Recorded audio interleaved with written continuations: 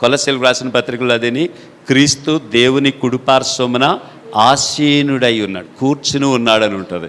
కానీ ఈ స్టెఫన్ను చంపుతున్న దగ్గర మాత్రం యేసయ్యట దేవుడు పక్కన నిలబడి చూస్తున్నాడు. కారణం ఏంటంటే నా కుమారుణ్ణి వెల్కమ్ చెప్పడానికి యేసయ్యే లేచి నిలబడ్డాడట. హల్లెలూయా. సో క్రీస్తు హతసాక్షుల కొరకు వెల్కమ్ చెప్తున్నాడు.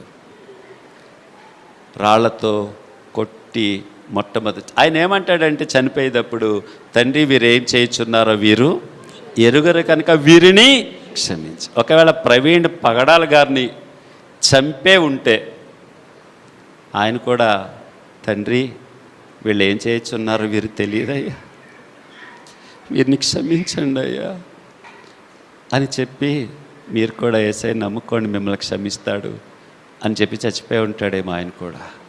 అది